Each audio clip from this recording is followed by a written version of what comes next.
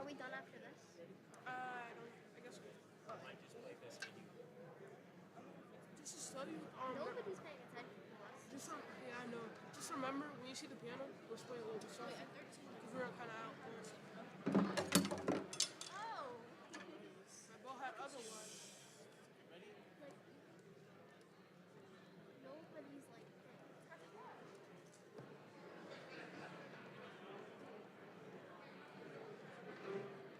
One, two, three, four. 1, 2, 3, 4.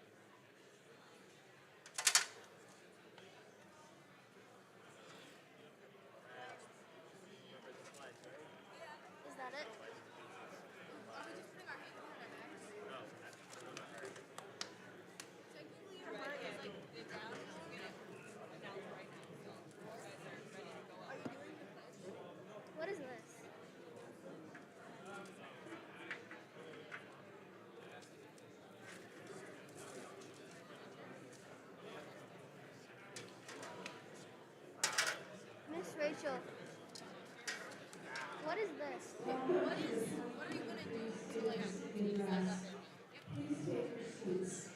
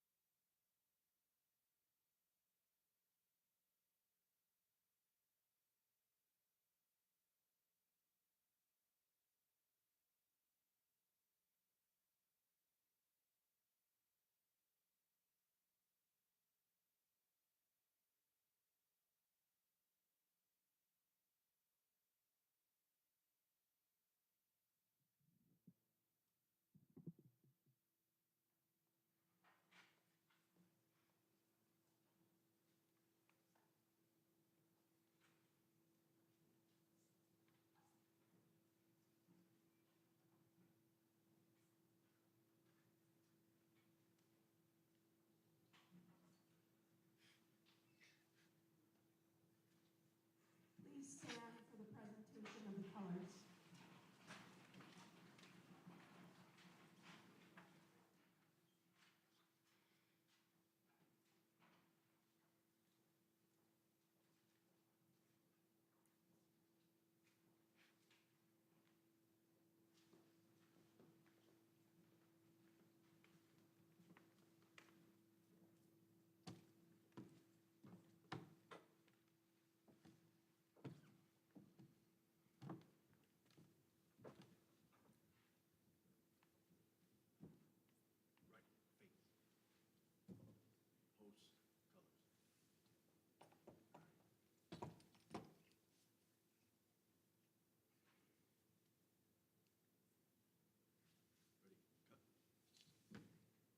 Present. Up.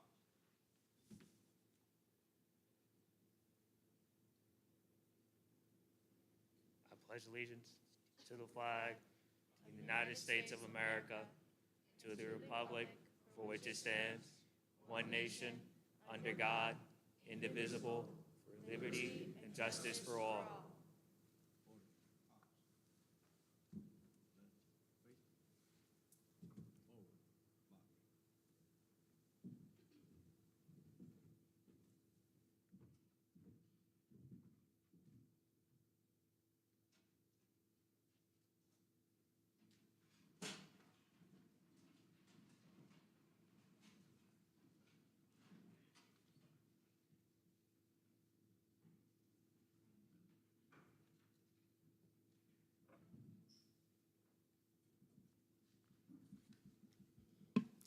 Welcome, everyone.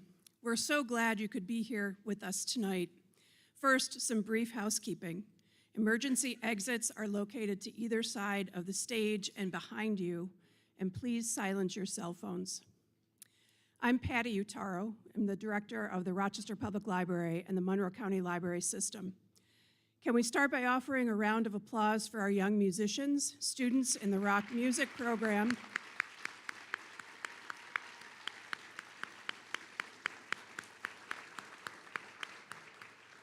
who welcomed us into the space tonight with their lovely music. Thank you also to our rock music students who led us in the Pledge of Allegiance, and to our Rochester Police Department Honor Guard.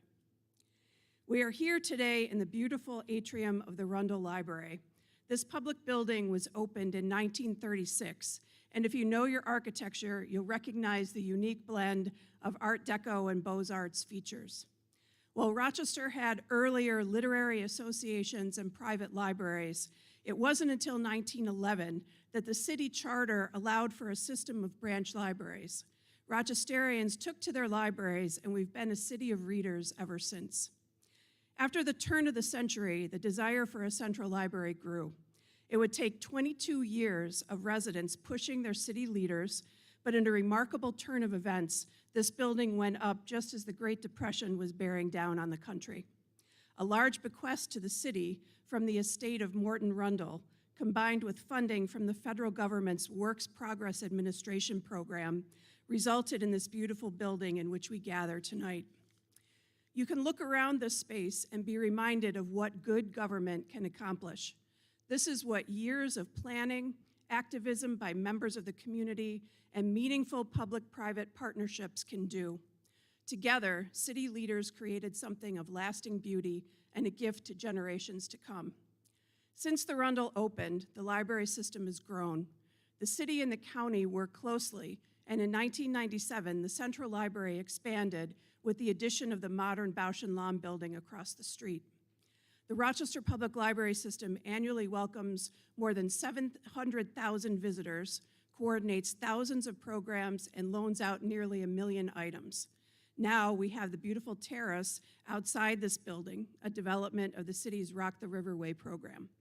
I think it's appropriate to be reminded of what good government can achieve. This building and our entire library system stands as an example of what we can do if we work together to serve the public. I've given you a bit of a look back, but we're about to get a look forward as the mayor shares with us an overview of where we stand as a city, what we've accomplished, and where we're headed. So welcome everyone, whether you're in person or online. And now I'd like to introduce the Reverend James Lee Cherry Jr. of Antioch Missionary Baptist Church, who will lead us in prayer. Thank you.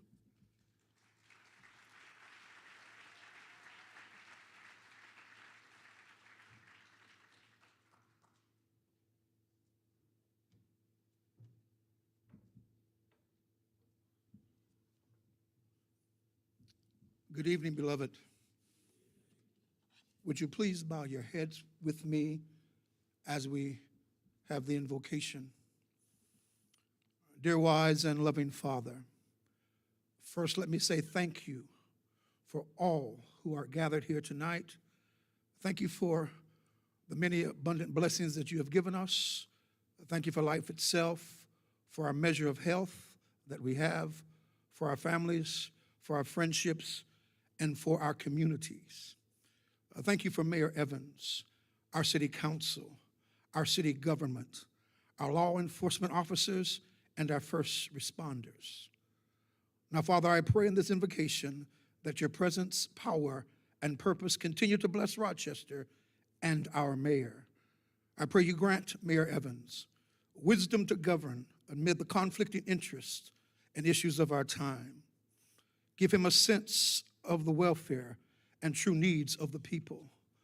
I pray that you give him a keen thirst for justice and rightness, confidence in what is good and fitting.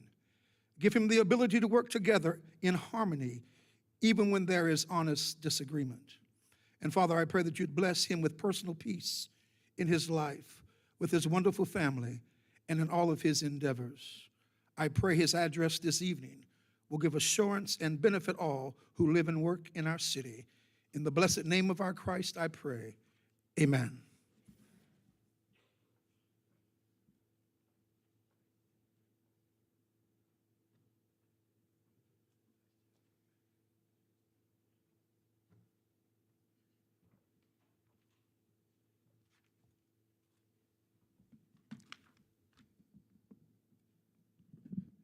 Good evening. It's my pleasure to welcome you to the 2023 State of the City Address. On behalf of Mayor Evans, I would like to thank you for taking the time out of your busy schedules to be here, whether you're here in person or virtually. And please, one more round of applause for the kids from Rock Music.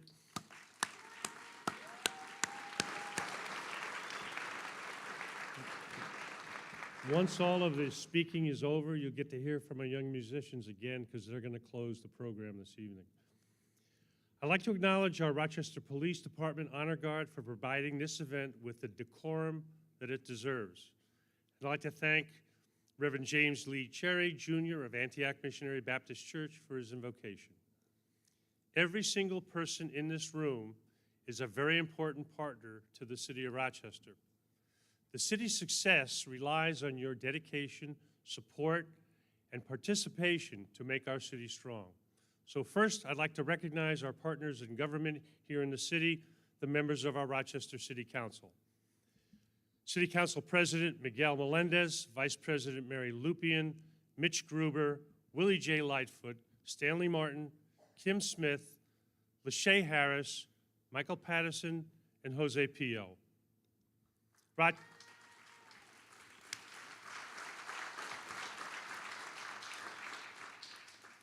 Rochester City School District Superintendent Dr. Carmine Peluso and the members of his staff, as well as the school board president, Cynthia Elliott, and other members of the RCSD board. And of course, the members of Mayor's senior management team, my colleagues who are scattered throughout the room.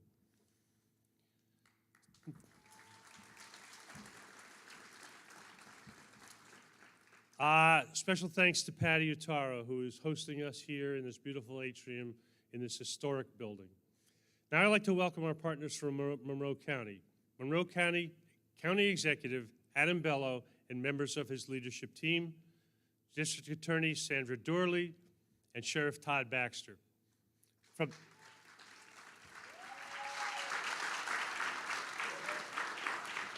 From the county legislature, President Sabrina Lamar, Majority Leader Steve Brew, and other legislators. Thank you.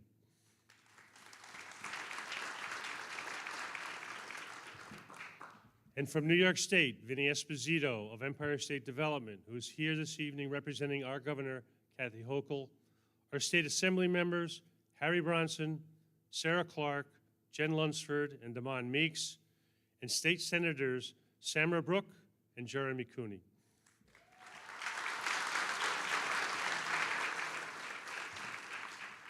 And lastly, our federal representatives who are crucial partners for Rochester, and it is my distinct pleasure to welcome Congressman Joe Morelli, who is here with us online, and representatives from the offices of Senator Charles Schumer and Kristen Gillibrand.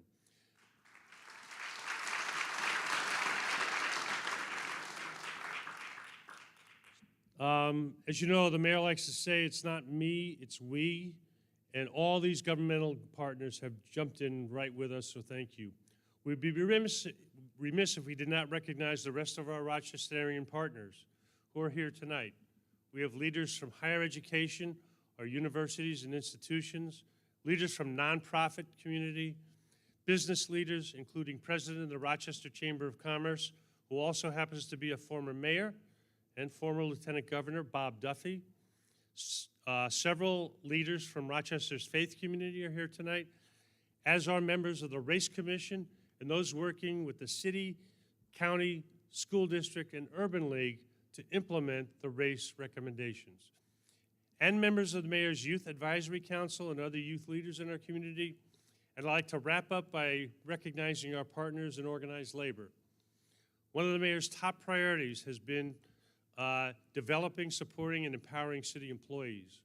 So I'd like to give a special shout out to members from the Police Locust Club, led by Mike Mazzio, the Firefighters Association, led by Eddie Santiago, CSEA President Margaret Chatterton, AFSCME, led by Mike Rivera, and the IUOE, led by John Tarusik. We count on the work you do for this city every day.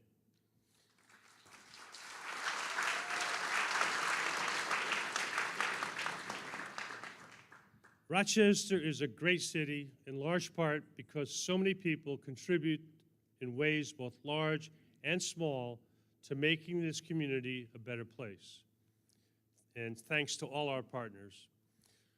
Now I'd like to introduce a special guest who's here to introduce the mayor, someone who knows the mayor very, very well. In fact, they're related. As you know, Cameron Evans. He's 12 years old, and please welcome him to give a very special introduction to our mayor.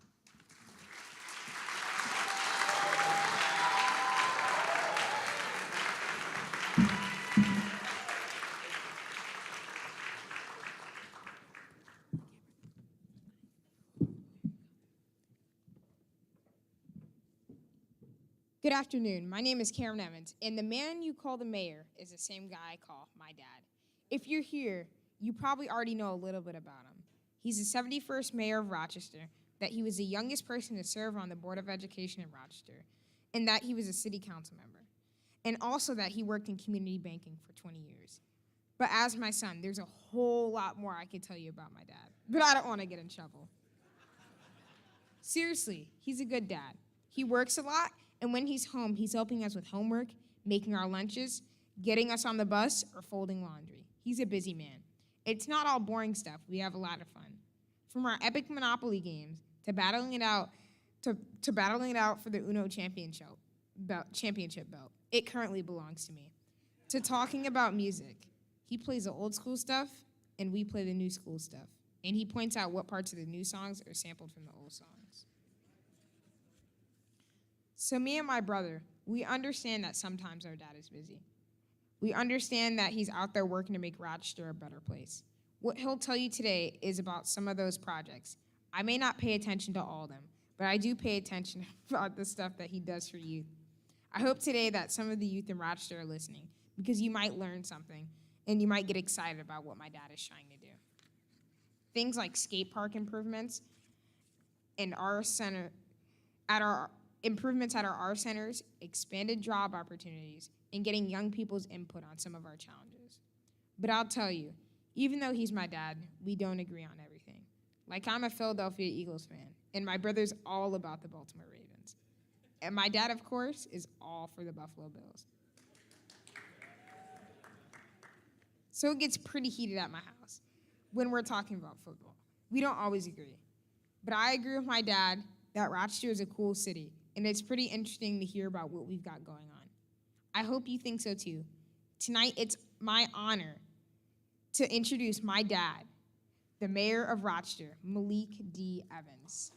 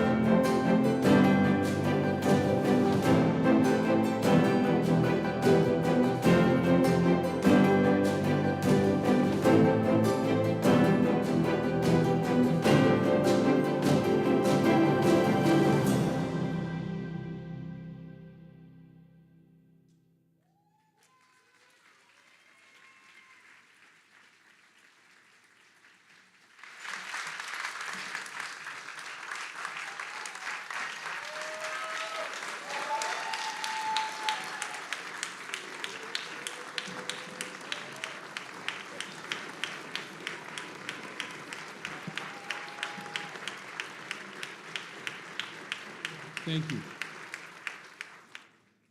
Where flowers bloom, so does hope. These are inspirational words, especially now in Rochester, New York, as we head into spring. Their context is profound. Spoken by First Lady of the United States, Lady Bird Johnson, almost 6 decades ago. The wife of Lyndon B. Johnson, she was a powerful figure in her own right. She was a fierce advocate for the poor and a trusted confidant whose counsel the president sought when he appointed Thurgood Marshall as the first African-American Supreme Court Justice. The full quote goes like this: "When I go into the poorest neighborhoods, I look for a flash of color, a geranium in a coffee can, a window box set against the scaling side of a tenement, a border of roses struggling in a tiny patch of open ground. where flowers bloom, so does hope. And hope is the precious, indispensable ingredient without which the war on poverty can never be won. That is a profound and stubbornly relevant statement. Because here we are today, nearly 60 years later, and the war on poverty is far from won. Here we are today, 474 days into my new term as mayor, but who's counting? Of a city where poverty is the greatest challenge. Here we are today where I'm convinced that a big part of the reason for the persistent poverty is that we've been overlooking the one precious ingredient, the indispensable ingredient that Lady Bird Johnson spoke of, hope. The hope that lives and breathes in the hearts and souls of the people of Rochester, the hearts and souls of the people in this room. Thank you all for your hope for Rochester, your passion for Rochester. You're here tonight because you love our city. You are the people who are making Rochester bloom. You are the people who raise our children and nurture their hopes and dreams. Like the beautiful children from rock music, whose music you heard as you arrived tonight. Weren't they incredible? Let's give them a round of applause.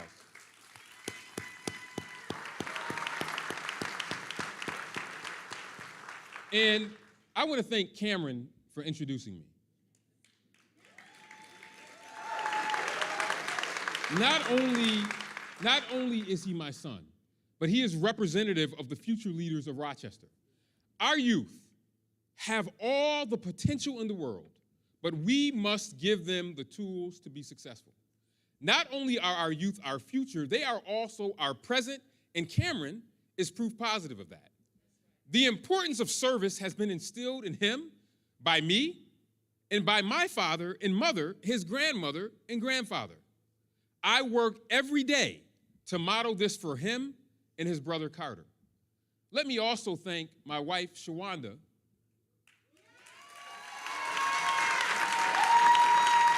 for her support on this journey. We need to stay focused on all of this proof of hope, proof of promise, proof of positive future for Rochester's children. We often overlook the hope that blooms across Rochester, especially with those who live in our most challenged neighborhoods. Our neighborhoods are more than statistics. I see this hope during my regular Mayor on the Block walks where I spend time in our neighborhoods. Every neighborhood in Rochester is home to people who have hope, and that's where we'll find the solution to our challenges, the key to our success in their hope. And that's why I'm proud to stand here before you tonight to offer this report on the state of our city. Because the state of Rochester is healthy and strong, and above all, the state of Rochester is full of hope.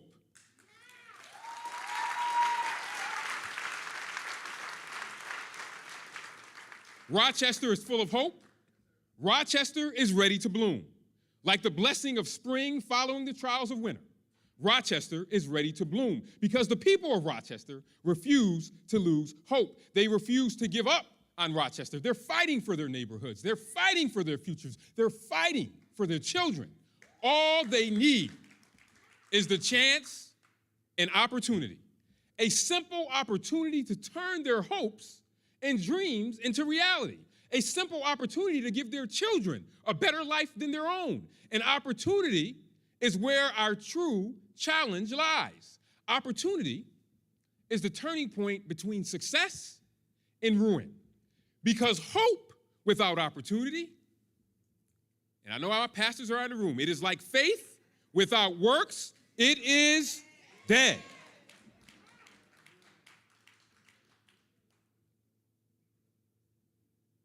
Because hope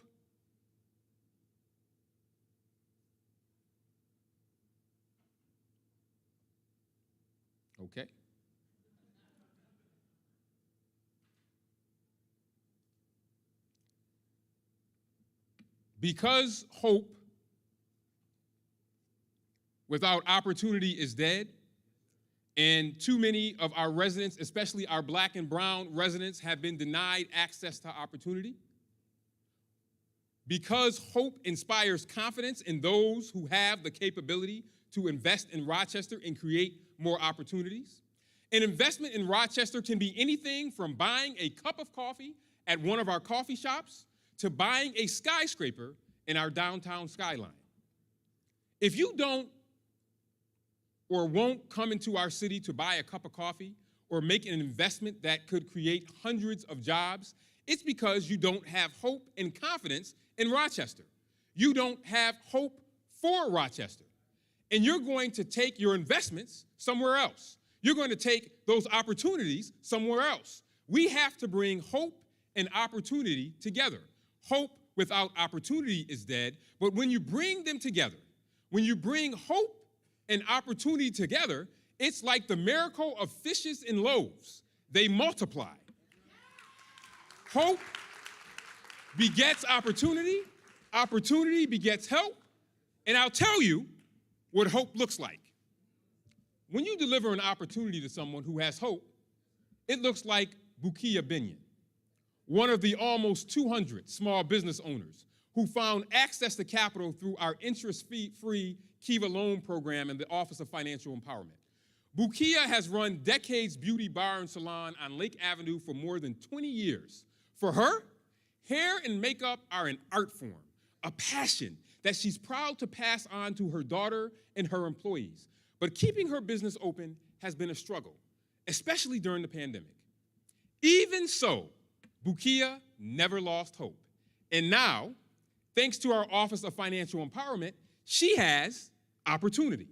She is using her Kiva loan to give her salon a long overdue makeover with new signage, flooring, mirrors, hair dryers, beauty stations, and a marketing budget. She is thinking beyond working to survive. She is working to thrive. She is working to establish a legacy for her daughter and grandchildren. Bukia, I think she's here. Can you stand up and let's just give her a round of applause?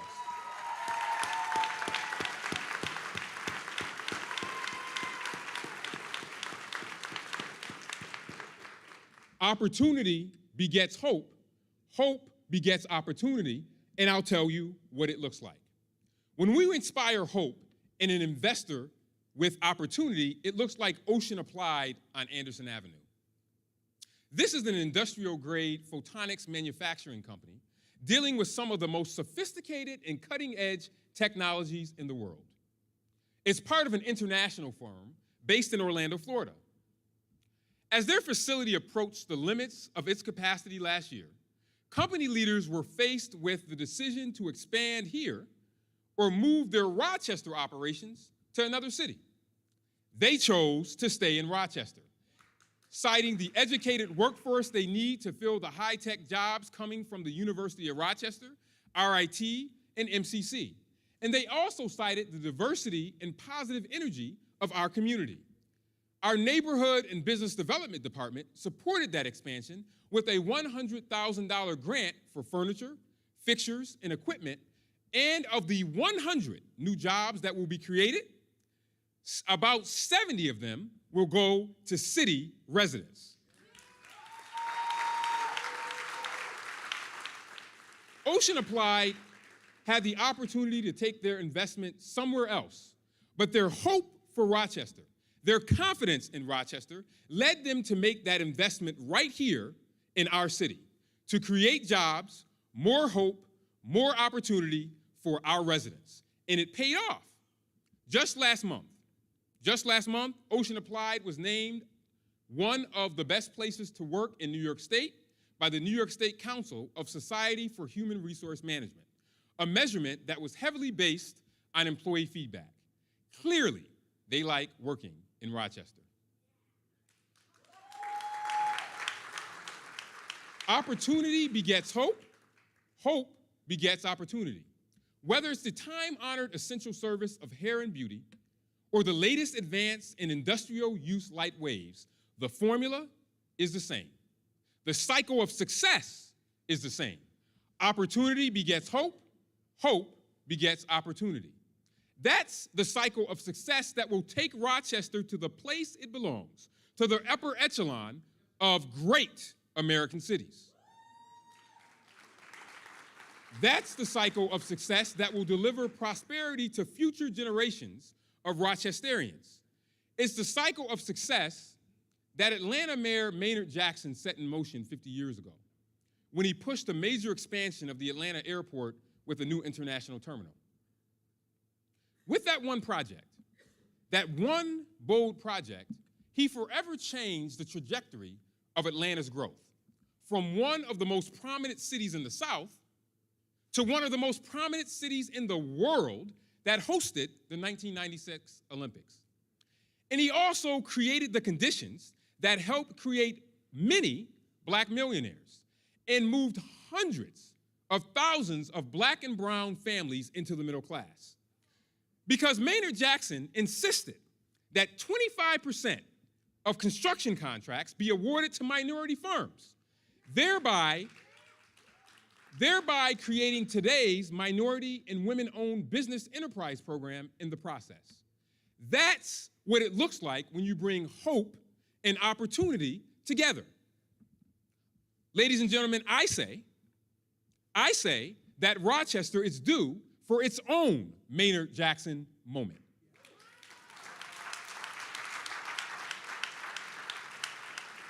Rochester can be a worldwide powerhouse of the 21st century economy, of knowledge and innovation, a city where every resident can reach its full God-given potential, even those who have been denied opportunity because of the color of their skin, where they live, or how they worship, or who they love, especially those who have been denied opportunity because they have hope. And we must feed that hope. We must feed that hope with opportunity to move Rochester from its poverty mindset to a prosperity mindset.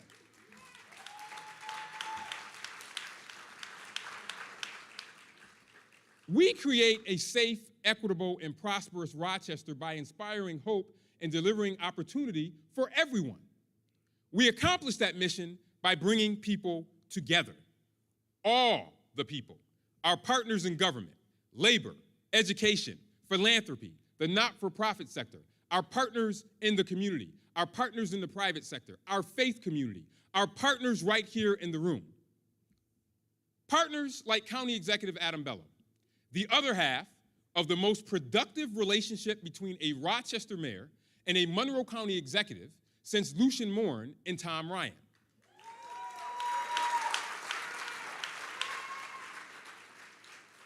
Partners like Kathy Hochul in our New York State legislative delegation, who are helping us literally transform our city with unprecedented levels of investment. Partners like Rochester City Council, led by President Miguel Melendez. Partners like our congressional leaders, who take the fight for Rochester to the Capitol, Senate Majority Leader Charles Schumer, Senator Kirsten Gillibrand, and Congressman Joe Morelli. I am so grateful for these partnerships across every level of government.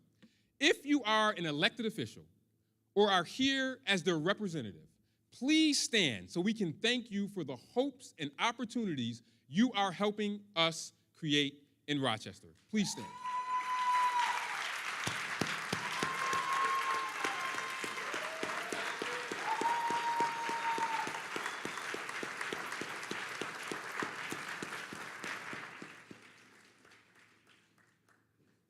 As one of my mentors, Bill Johnson, said, and as I continue to say, it's not me, it's we.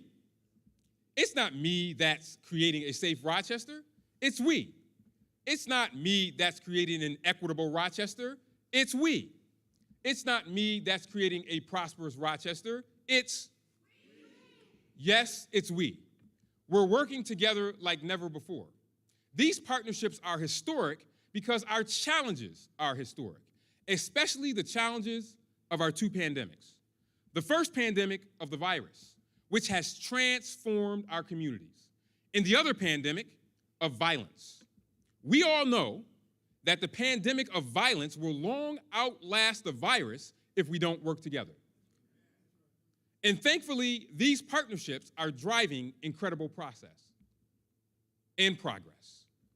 But sometimes progress brings your greatest challenges into stark relief. The way that first day of yard work, that sweep of that lawnmower in the early spring reveals the spots that need the attention. And right now, what needs the most attention is our children.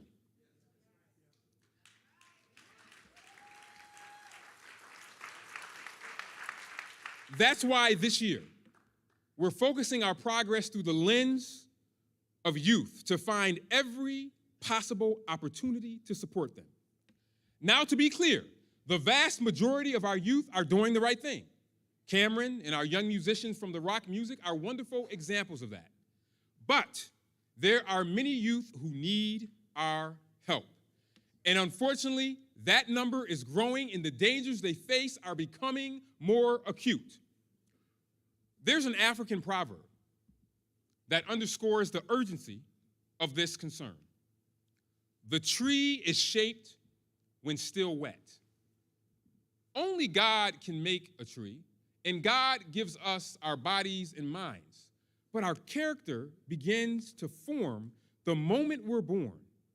And it's our parents and caregivers who instill the core values that help us shape our character. Character is formed by the decisions we make. So as our parents introduce new choices over time, they teach us how to make decisions. Like a sapling tree, our character is soft and bendable when you're young, but grows to be sturdy and strong when we're older. It becomes the reference point we use to make difficult decisions. And right now, that's a frightening prospect.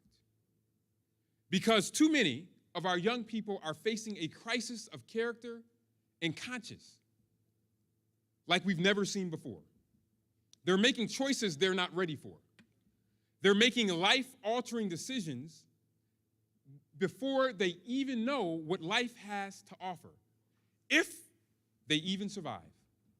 Many experts, and I talk to them all the time as mayor, many experts believe it was the pandemic, and social media plays a role. There are just too many illegal guns out there, and too many youth who don't have the capacity or ability to resolve their differences without resorting to violence. Whatever the reason, these kids need our help.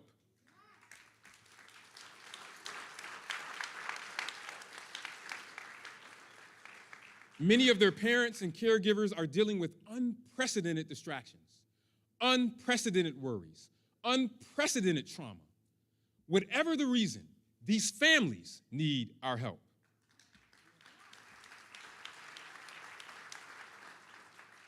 These TikTok challenges to steal cars, and the growing number of teenagers being pulled into violent crime and getting killed.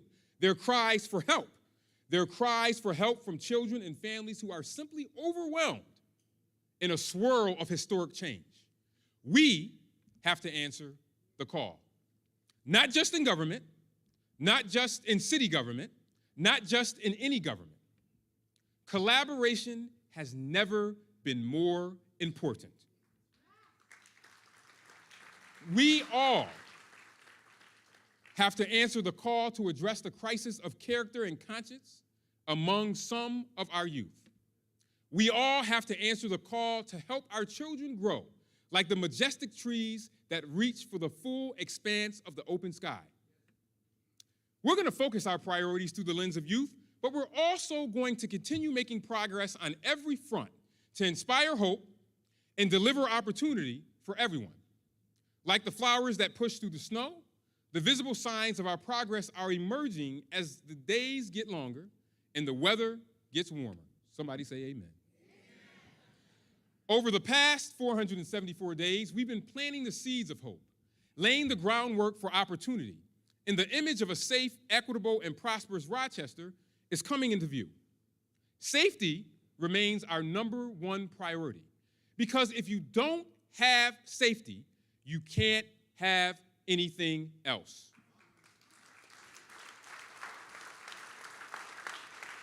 And by safety, we're talking about the broadest use of the term, perception and reality. It's hard to inspire hope or deliver opportunity when people don't feel safe. Our police and fire and emergency communication departments are on the front line of emergency response services, and I couldn't be more grateful for the courage and commitment these men and women demonstrate every day.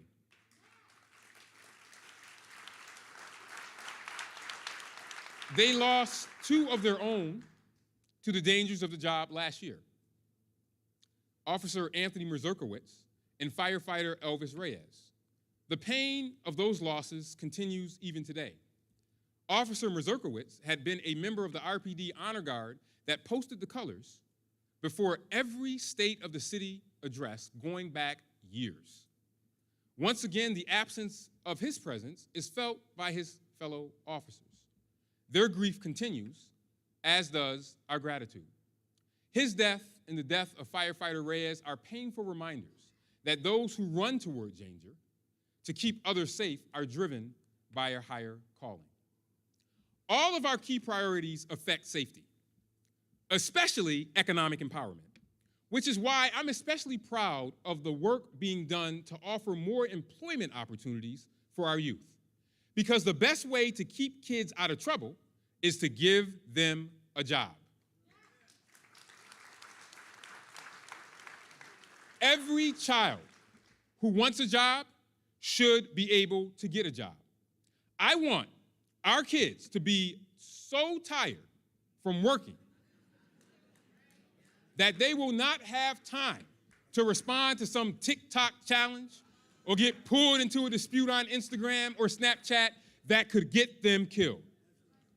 So we expanded our Summer of Opportunity, raised the pay for lifeguards and recreation workers, and are offering stipends for summer enrichment programs.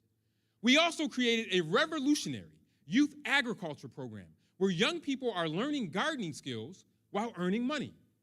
Cultivating Community is a program to target children and young adults as a way of introducing agriculture and science while also renewing the local community.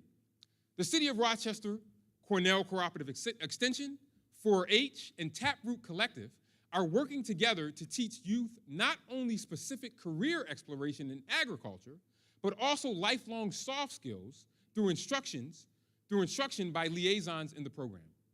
So much of what we do contributes to safety.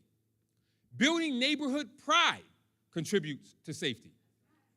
We're going to plant 2,000 trees this year with the goal to plant 6,000 by the end of 2025.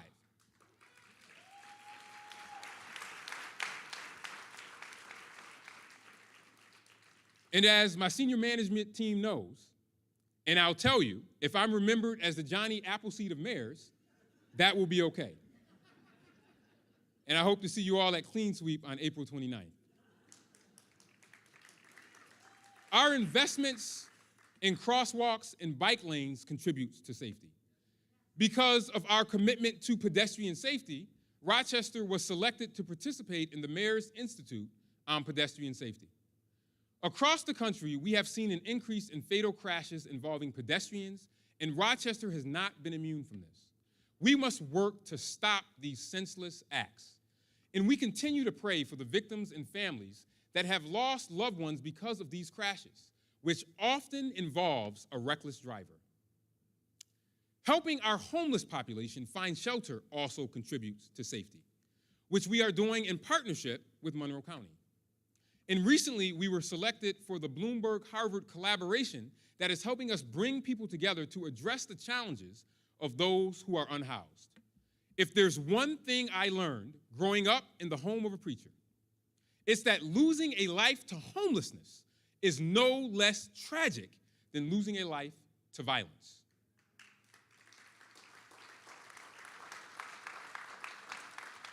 We will soon be announcing a plan to use our share of the millions of dollars we are receiving from the opioid settlement. This will be a collaborative effort to tackle this problem that has taken far too many lives. The fire department is stepping up efforts to improve beyond its more traditional mission, like investing in data analysis and incident mapping to improve its emergency medical response. And our emergency communications department is finding ways to divert medical calls that can be treated over the phone to reduce call volumes for firefighters and ambulance crews.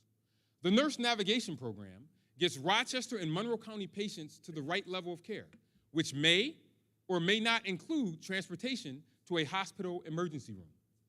Some 911 calls for non-urgent injuries or illnesses will be transferred to a licensed nurse who can assess the patient's symptoms and refer them to the most appropriate medical care, including a referral to a local clinic or urgent care, as well as a virtual visit with a physician. We're looking for every opportunity to improve our emergency response. But of course, our most pressing challenge is violent crime. Like I said, we have a pandemic of violence that requires all hands on deck. I'm keeping our city under a gun violence state of emergency as one way to confront this issue head on. There are no magic wands, and this state of emergency is just one of many tools we are deploying. I'm gratified, but not satisfied, that the numbers of shootings and firearm-related deaths are trending downward, and I hope to accelerate that trend line in the months ahead. So far this year, compared to this time last year, the number of shooting deaths is down by 56%. Shooting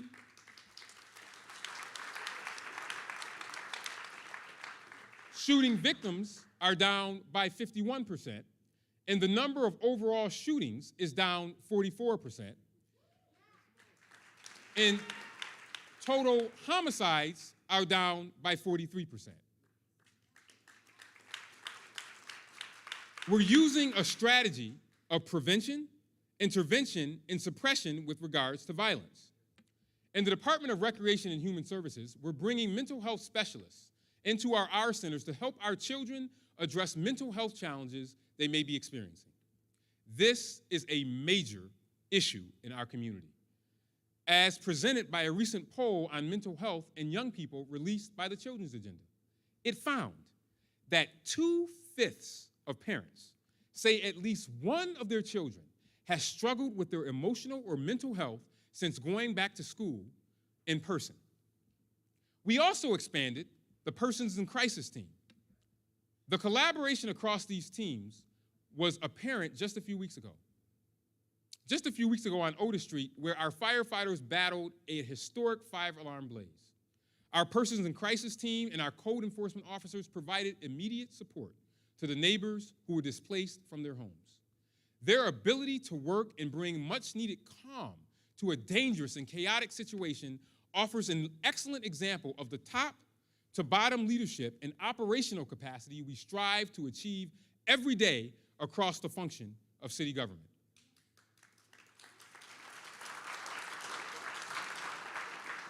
We created the Office of Violence Prevention, where we expanded Pathways to Peace. And put outreach teams in our schools. The Office of Violence Prevention also brought the Advanced Peace Model to Rochester and will be celebrating our first graduation of the Peacemaker Fellows later this week.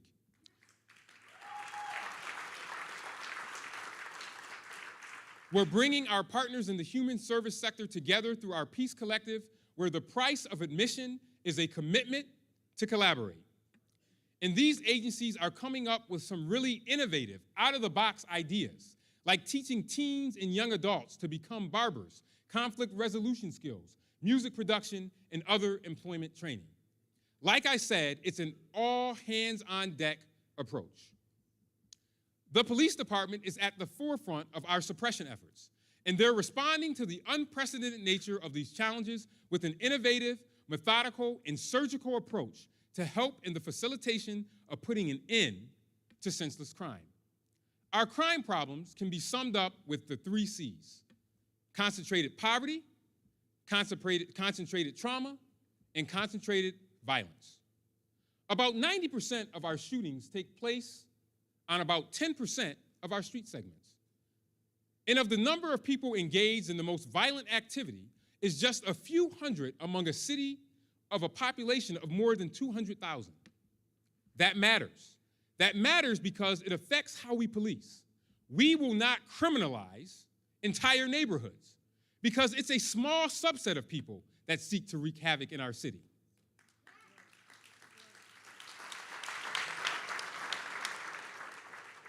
Under the leadership of Chief Smith, Rochester was fortunate to be one of 6 cities to be selected in the 2022 to join the U.S. Department of Justice's National Safety Partnership. This provides a framework for the interagency coordination at the local, state, and federal levels of law enforcement agencies and dedicated prosecutors. In Rochester, that includes the U.S. Attorney's Office, the U.S. Marshal's Office, the ATF, the State Police, the Sheriff's Office, and the Monroe County Crime Analysis Center. To focus on the most violent street segments, identify and arrest the most violent offenders, and take illegal guns off the streets. Last year, more than 60 people were referred to the U.S. Attorney's Office on federal gun charges, and the RPD recovered more than 800 illegal guns at a rate of more than 2 per day.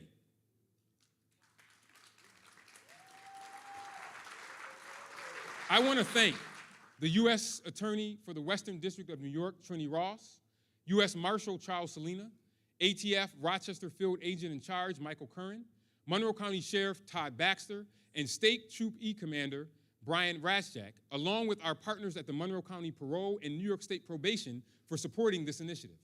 This has played a big role in the reductions of shootings I told you about minutes ago. Let's give all of our partners who are involved in our prevention, intervention, and suppression efforts a big round of applause.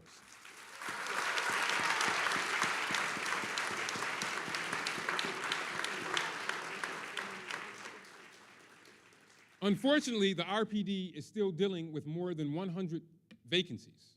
So we are looking at the prospects of another challenging spring and summer. We're holding 2 police academies this year to speed up the hiring process. We've developed and created a workforce development program to keep police recruits engaged during the months-long hiring process. We've introduced an officer wellness program, and I'm proud to say we're bringing back the Police Athletic League. They're also moving forward on the trust-building initiatives with the community. Every one of our officers has received de-escalation training. 23 officers attended crisis intervention school. 12 officers went to assisting individuals in crisis training, and we sent 2 to a National Youth of Force Summit. And our crime prevention officers attend neighborhood events and community meetings at a rate at almost 2 per day, including weekends and holidays. We're focused on creating an equitable Rochester to inspire hope and deliver opportunity for everyone. Rochester can't be prosperous if half of the population is denied access to opportunity and shut out of the economy.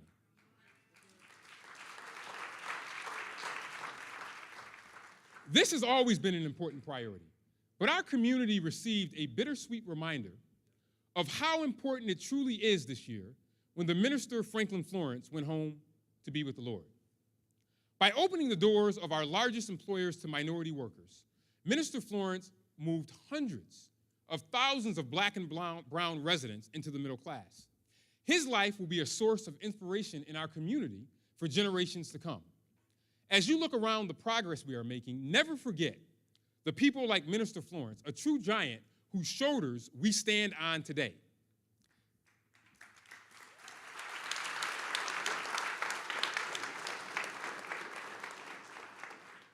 Equity is embedded in all of our priorities. We have an equity tool in our city budget process that requires every new policy and initiative to be examined for its effect on equity. Every city department has an equity team. 2 of our most ambitious equity initiatives are the Guaranteed Basic Income Project and the Lead Water Service Line Replacement Project, both of which are being advanced with our allotment from the American Rescue Plan Act. I want to thank our congressional delegation for delivering these funds to our city. We're gearing up for our Guaranteed Basic Income pilot program, and the Lead Service Line Replacement Project is well on its way toward our goal of replacing every old lead pipe in the city by 2030.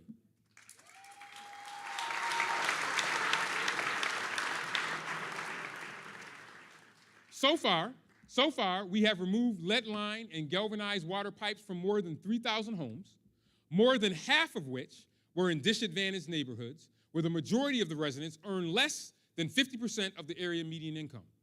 By the end of this year, we removed 2,500 more lead pipes, with 80% coming from homes in disadvantaged neighborhoods, and we have plans to remove another 3,000 in 2024.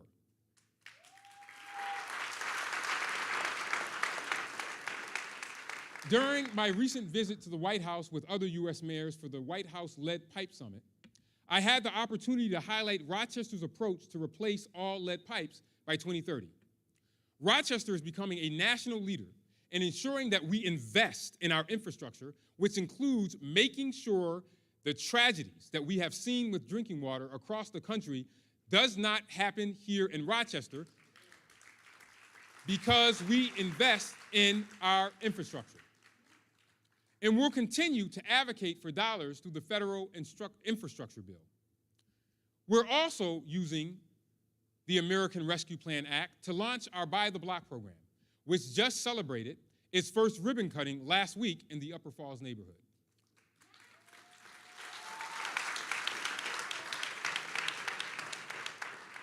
Carolyn Granville, the owner of the house on Thomas Street where we celebrated that ribbon cutting, is here tonight. Carolyn, please stand up and let us congratulate you on your new, beautiful home.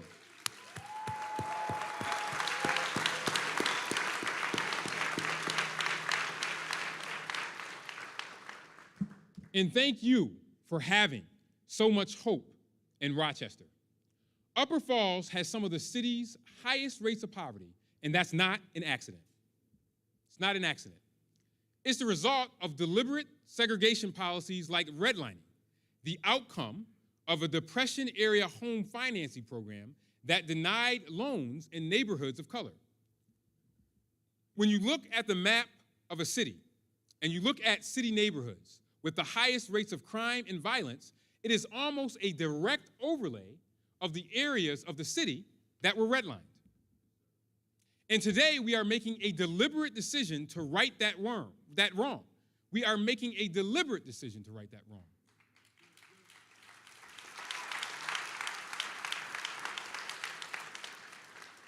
We're greenlining formerly redlined neighborhoods with home ownership.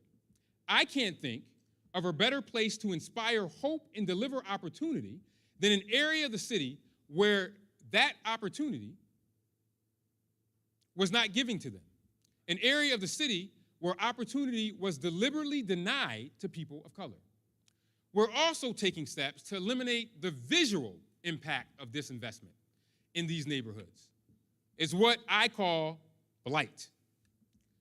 We're providing home repair grants for existing property owners. We've expanded our code enforcement unit and added a housing attorney to go after slum landlords who allow their properties to fall into disrepair.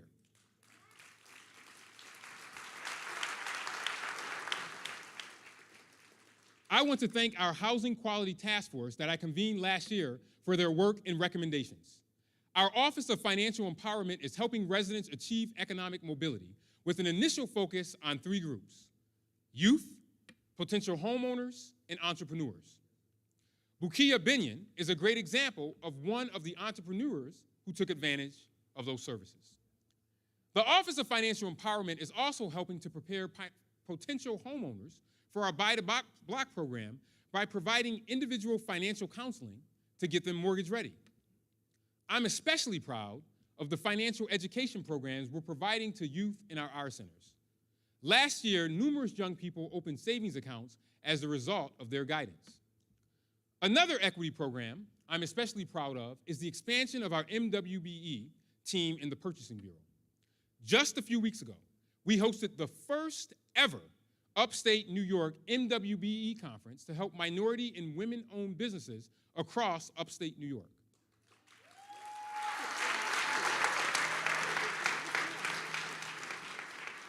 They learned how to secure government contracts, to grow their businesses and create jobs. More than 200 of these firms attended. If we are to have a Maynard Jackson moment in Rochester, we must provide access to information and capital, and it must be intentional. Working to create a prosperous Rochester is our aim, and we're moving in a revolutionary direction. When you inspire hope and deliver opportunity, it's always nice to see the results. And we're seeing the results in the form of increasing prosperity. Thanks to our American Rescue Plan funding and the incredible support of Governor Kathy Hochul and our legislative delegation in Albany, we're literally transforming the cityscape to match the realities of the 21st century knowledge economy.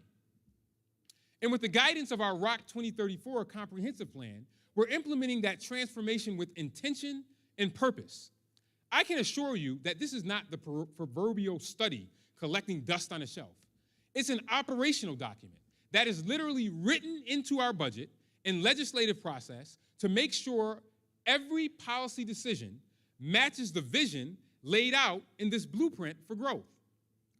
Our Rock the Riverway program has completed projects like North Star Commons and the Rundell Library North Terrace. And we're breaking ground on new projects like the redesign of the Pont de Rennes Bridge and the reimagined aqueduct. We're moving forward with the design of the Interloop North projects, which will create more than 20 acres of new land for development for residential neighborhoods, boutique shopping, and green space. All of which has a very important equity component because this part of Northeast Rochester was torn apart by the original construction of the Interloop. And it will be a complement to the great work being done in Upper Falls with the Buy the Block program. Governor Hochul has committed to fully funding this project with $100 million, and we expect to begin the design phase in July. And not only did the governor fully fund the Interloop, she also committed to transforming the River Gorge at the base of the High Falls into one of 3 New York State urban parks.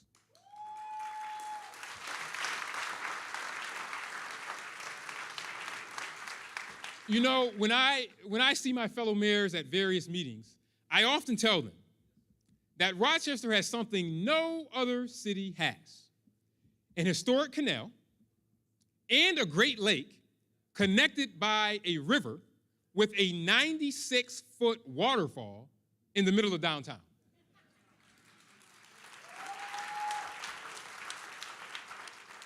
When we finish the Rock the Riverway projects in the High Falls State Park, I won't have to tell them. They'll be telling me how lucky I am to have all of these things, as if all of these projects just happened by themselves. You know the story of the turtle on a fence post, right? If you see it, and if you know the story, if you see a turtle on a fence post, you know it didn't get there by itself. Someone helped put it there. When people come to Rochester to see our amazing waterfront features, they're certainly marvel at God's creation in our beautiful natural environment. But the infrastructure they'll be standing on will be a whole bunch of turtles on fence posts. So thank you to the many partners that are helping Rochester reach new heights. And thankfully, that experience won't be marred by the current abomination to the eyes we see at one of the corners of Clinton Avenue and Main Street in the heart of our city. And that's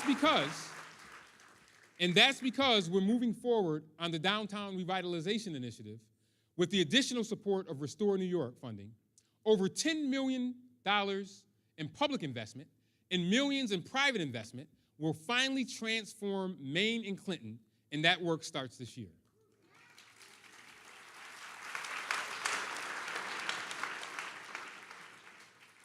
Outside of downtown, we're getting started on our Bull's Head neighborhood redevelopment. The design of a new Maplewood Nature Center and the reconstruction of the Dewey Emerson commercial corridor. All told, from the beginning of 2022 through the end of this year, will have started or completed 30 transformational infrastructure projects for a total investment of almost $200 million. Creating more than 2,000 construction jobs. And you can already see the benefits of this public investment in the amount of private investments taking place across the city. Constellation Brands is moving its national headquarters to the Aqueduct building. Over at the Midtown area, Butler Till has moved into a sleek, modern building on a site that used to be the Midtown Wegmans. Meanwhile, the Midtown revitalization is having a ripple effect beyond the original footprint. Andy Galena at Innovation Square in the Metropolitan, Buckingham Properties at Legacy Tower in the Wynn Company at Sibley Square.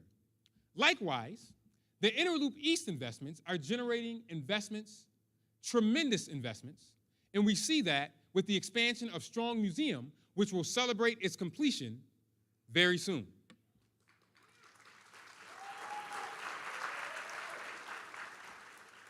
And dozens of chefs and culinary arts and creators are taking advantage of the industrial kitchen facilities in the downtown commissary, our food business incubator in Sibley Square. And nothing announces prosperity better than large crowds having fun.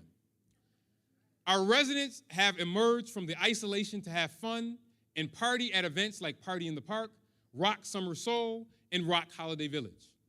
And obviously, a lot of people, several thousand people, are thankful for the return of the Jazz Fest to downtown Rochester.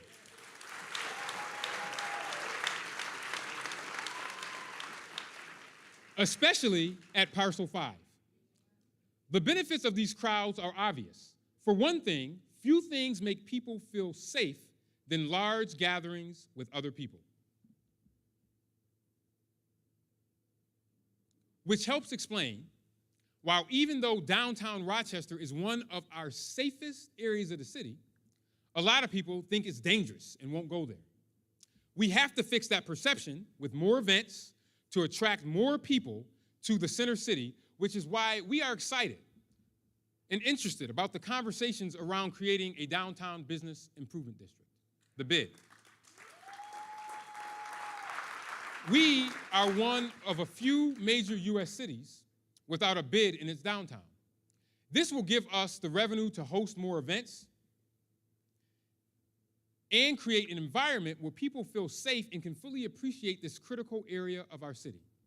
Our center city is becoming a live-work neighborhood, an increasingly diverse live-work neighborhood with a mix of affordable and workforce housing and a vibrant collection of innovative and creative class companies creating good-paying jobs. But for downtown to truly be successful, it has to be more than just live and work. It has to become a live, work, play neighborhood. It has to be a place that invites residents and workers out of buildings and onto the sidewalks and parks and our new waterfront destinations to engage with visitors. Job creation and job retention are the cornerstone of economic prosperity. And our business development team is making great progress on this front. Like they did with Ocean Applied and Constellation Brands, they're supporting almost $90 million in private investments among businesses that are opening or expanding in the city. This includes Vinieri Chocolates to our newly renovated and revitalized East Main Street corridor in the Beechwood neighborhood. And the construction of a new manufacturing plant for Pico Precision Products on Lau Avenue. And the Department of Recreation and Human Services is using $14.5 million in ARPA funding to work with nine service sectors to engage over 3,000 residents in workforce development and entrepreneurship training across the trades and small business. This effort will expand opportunities in industries including landscape maintenance, urban agriculture, culinary and construction trades, healthcare, and cloud computing. Jobs are one cornerstone of economic prosperity, but just one cornerstone.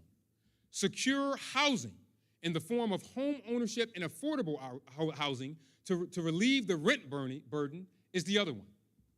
Since the start of 2022, we've completed or started projects to build or renovate over 1,100 affordable units, including 48 for extremely low-income residents and 244 for very low-income residents, for a total investment of an astonishing $441 million. That's almost $500 million in investments in just 1 year. These include the new Edna Craven Estates, Pueblo Nuevo, and the First Genesis Baptist Church developments in Upper Falls, which will bring added value to our by-the-block affordable home ownership program. Home Rochester and Flower City Habitat for Humanity are also adding to our inventory of affordable home ownership. Safe, equitable, prosperous Rochester, that's the destination. Inspiring hope, delivering opportunity for everyone. That's the path. Rochester is full of hope, and that's where we'll find the key to our success. That's how we'll move from a poverty mindset to a prosperity mindset. But if we're not careful, if we don't act now, we risk our entire region's ruin. Rochester is at one of the most significant turning points in its history, maybe even on par with the construction of the Erie Canal, and the stakes could not be higher. One path from that turning point leads to great reward, where all of the factors of Rochester's awesome potential finally come together to propel our city to national prominence and draw more and more outside investment. The other path leads to the slow decline into obsolescence, like what we saw happen to so many other cities across the industrial Northeast, where urban cities turn into economic wastelands that drag down their regional economies. To borrow a phrase from my friend Michael Coleman, the former mayor of Columbus, Ohio, Rochester may be in the Rust Belt, but it is not a Rust Belt city. Our industrial legacy is built on a history of innovation and knowledge rather than traditional manufacturing. And that gives us a strong foundation for the transition to the knowledge economy with companies like Ocean Applied. But with our history of segregation and discrimination, it has left us with another legacy, a legacy of poverty that threatens to undermine the integrity of our strong economic foundation. We used to call this the tale of two cities, two Rochesters, the city of poverty, the city of prosperity. But it's really the tale of two histories, two legacies, the legacy of poverty and the legacy of prosperity. These two histories were always on a collision course to a single legacy. At some point, either our legacy of poverty will drag down our legacy of prosperity, or our legacy of prosperity will lift up our legacy of poverty. The pandemic accelerated the pace of that course. And the funding we received through the American Rescue Plan Act and the support of the state has created this once-in-a-lifetime opportunity to bring meaningful change to our poverty problem. We can't squander this opportunity. We may never have another one. So it's up to us. It's up to us to determine which path we're going to take, which legacy we will leave our children, poverty or prosperity. So I close with the wisdom of Dr. Martin Luther King Jr., who clearly understood the significance of legacy when he talked about his own funeral in a sermon delivered on February 4th, 1968, exactly 2 months before he was assassinated at the age of 39. He called it the drum major instinct, and he talked about how it's simple, human nature, to want the drum major, a desire to be out front, a desire to lead the parade, a desire to be first. If he were alive today, Dr. King might have called the sermon the social media influencer instinct. Everything he said in 1968, 55 years ago, is still true today. As we come up on this turning point for our city, we have to ask ourselves, what kind of drum majors do we want to be? What kind of influencers do we want to be? Dr. King has my answer, and I hope he has yours too. He said, if you want to say that I was a drum major, say that I was a drum major for justice. Say that I was a drum major for peace. Say that I was a drum major for righteousness. And he closed the sermon with this: I just want to be there in love, and in justice and truth, and in commitment to others, so that we can make of this old world a new world. Let's make old Rochester a new Rochester, a Rochester that inspires hope and delivers opportunity for everyone. Thank you all, and God bless the city of Rochester.